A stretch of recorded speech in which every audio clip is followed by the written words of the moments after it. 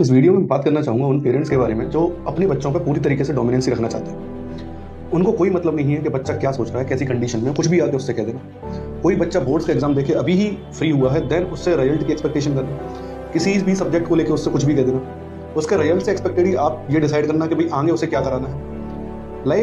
सारे सब्जेक्ट्स में तो कोई भी बच्चा एक जैसा हो ही नहीं सकता। कोई भी विद्वान उठा लो, कोई भी विद्वान एक जैसा नहीं हो सकता। कभी भी किसी भी बच्चे से कोई भी गलती हो जाए, पेरेंट्स ऐसा व्यवहार दिखाएंगे कि भाई वो बच्चा अपना नहीं दुश्मन हो।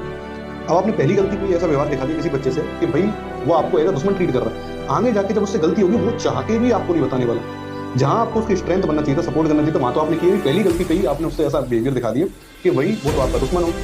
और पेरेंट्स का हमेशा सोचना ऐसा होता है कि हम जो सोच रहे हैं हमेशा वो सही है। हमेशा आपका सोचना कैसे सही हो सकता है? उस बच्चे के पर्सपेक्टिव से भी सोचो, उसे भी कोई समस्या हो सकती है।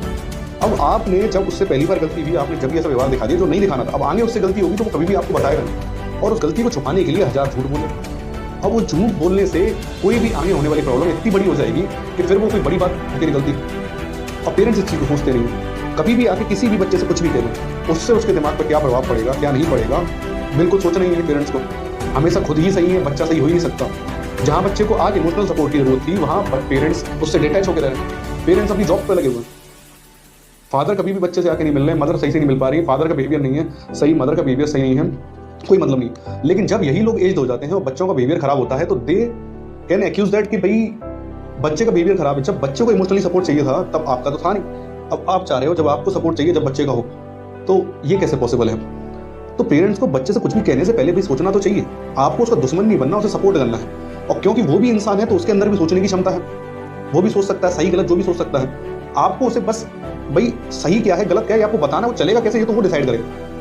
और आइडेंटिफाई नहीं हो सकता किसी के भी चलने का, आइडलाइज नहीं कर सकते। अगर इंसान की जिंदगी आइडलाइज हो सकती तो फिर तो सभी एक जैसे ही काम करते, सभी टॉपर्स ही होते। कोई फेलियर की स्टोरी होती या किसी के मार्क्स किसी भी सब्जेक्ट में कम आते नहीं, कोई किसी भी सब्जेक्ट में कम होता ही नहीं, और सभी अगर सारे सब्जेक्ट में अच्छे हो जाएंगे तो ऐसा कैसे पॉसिबल? हर एक बच्चे को किसी ना किसी से जज करना, कहाँ की पेरेंटिंग?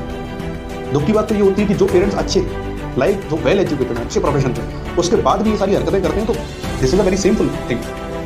तो समझ ही नहीं आता पेरेंटिंग में ऐसी क्या दिक्कत आ रही है जिससे बच्चों के प्रति माँ बाप का ऐसा व्यवहार देखने को मिलता है जहाँ वो उन्हें बच्चा नहीं मानते, उनका मालिक डोमिनेट करके रख रहे हैं। दूसरा, उनको उनके इमोशनल सपोर्ट से कोई मतलब नहीं। आज सोशल मीडिया के टाइम पे बच्चे वैसे ही इतने सोशली डिटैच्ड हैं कि उन्हें सोशल इमोशनल सपोर्ट कहीं से मिल ही नहीं रहा। उसके बाद पेरेंट्स का है नहीं क्योंकि बिजी लाइफ स्टाइल, और उसके बाद जब मिल भी जाए टाइम तो आपका नेचर ऐसा है कि वो चाह के भी आपको कुछ नहीं बताएगा।